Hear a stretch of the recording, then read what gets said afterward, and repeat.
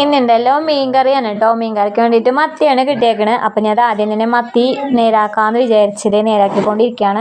ഈ നേരാക്കണതിൻ്റെ ഇടയിൽ കൂടെ തന്നെ എനിക്ക് നിറയെ മീനിൻ്റെ ഉള്ളിലുള്ള പനിഞ്ഞൽ കിട്ടുന്നുണ്ട് കേട്ടോ. പനിഞ്ഞൽ പറഞ്ഞാൽ ചിലർക്ക് മുട്ടാന്ന് പറയും, ചിലർ പനിഞ്ഞൽ എന്നാണ് പറയാറ്. ഞങ്ങൾ പനിഞ്ഞലിനാണ് കേട്ടോ പറയാറ്. അപ്പോൾ അതേ അതൊക്കെ റെഡിയാക്കി കഴുകി ഇവിടെ വെച്ചിട്ടുണ്ട് കേട്ടോ.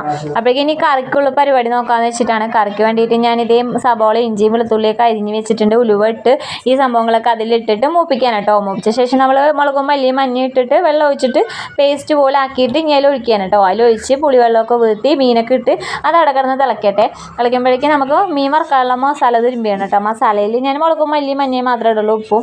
എന്നിട്ട് ഇതേ വറക്കാനുള്ളത് ഇട്ട് കഴിഞ്ഞിട്ടാണ്. അത് കഴിഞ്ഞ് ശേഷം ഇതേ മീൻ ഏകദേശം വറുത്ത് വന്ന് അപ്പോൾ ചോറും ആയിട്ടുണ്ട് കേട്ടോ. അപ്പോൾ ഇതേ പിന്നെ മീൻ വറവും മീൻ കറിയും ചോറും പിന്നെ ഞാൻ നേരത്തെ പറഞ്ഞിട്ടുണ്ടായിരുന്നല്ലോ പനിഞ്ഞലുണ്ടായിരുന്നു, പനിഞ്ഞലും വറുത്തതാണ് കേട്ടോ. അതും ഉണ്ട്. അപ്പോൾ എന്താ പറയുക, ഇത് നല്ല ടേസ്റ്റാണ് കഴിക്കാനായിട്ട്. അപ്പോൾ മീൻ കറിയും ചോറും എല്ലാം കൂടി എല്ലാം പാടെ റെഡിയായി. അപ്പോൾ അടുത്ത വീഡിയോയിൽ വീണ്ടും കാണാം. ബൈ.